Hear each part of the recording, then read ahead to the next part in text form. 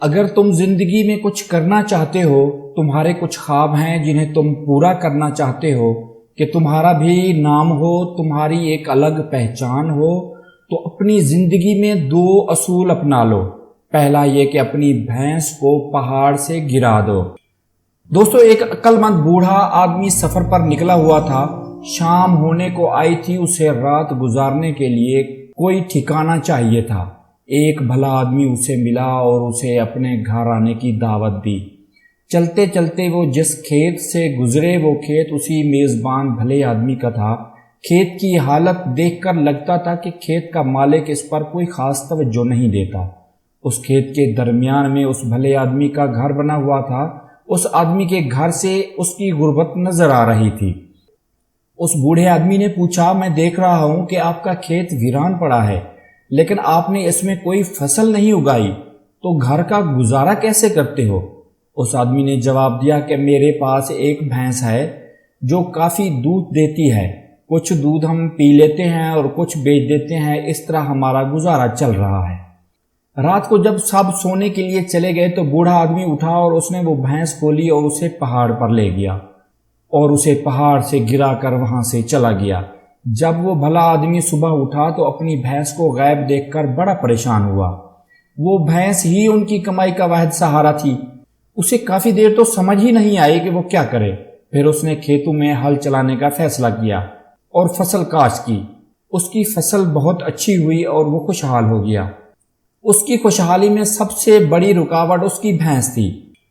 وہ بھینس کے دودھ سے ہی مطمئن تھا۔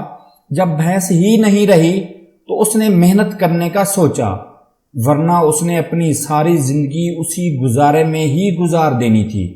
ہم سب کی زندگیوں میں بھی کوئی نہ کوئی بھینس موجود ہوتی ہے جو ہمیں آگے بڑھنے سے، زندگی میں کچھ کرنے سے، محنت کرنے سے روکتی رہتی ہے۔ اس لیے آگے بڑھنے کا پہلا اصول یہ ہے کہ ہم اپنی بھینس کو پہاڑ سے گرا دیں۔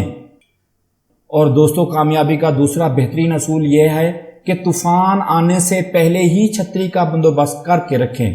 بارش ہونے سے پہلے ہی چھتری خرید کر رکھیں۔ اکثر لوگ کسی مشکل کے بارے میں سوچنا تب شروع کرتے ہیں جب وہ سر پر آ جاتی ہے، پھر وہ بھاگ دوڑ شروع کرتے ہیں، لیکن تب تک بہت دیر ہو چکی ہوتی ہے۔ دوستو، کسی کسان کو اپنے ساتھ کام کرنے کے لیے ایک ہیلپر چاہیے تھا۔ ایک دن ایک آدمی کسان کے پاس کام کی تلاش میں آیا۔ کسان نے پوچھا کہ تم کون سا کام کر سکتے ہو؟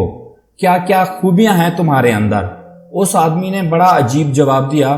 اس نے کہا کہ جب طوفان آئے یا بارش آئے تو میں آرام سے سو سکتا ہوں۔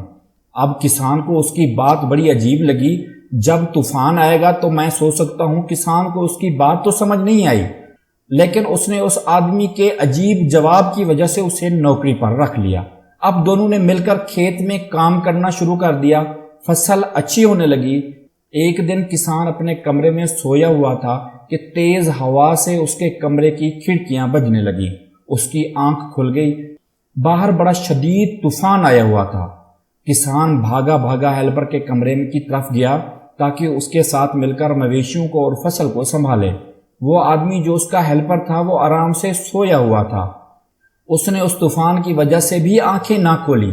کسان نے اس کو جھنجھوڑا، اسے اٹھایا اور کہا، اٹھو، باہر طوفان آیا ہے، فصل کو سنبھالو، مویشیوں کو سنبھالو۔ تو وہ ہیلپر بولا کہ جاؤ اور جا کر آرام سے سو جاؤ، میں نے سارا کام پہلے ہی کر کے رکھا ہوا ہے، سب کچھ سنبھالا ہوا ہے، محفوظ ہے۔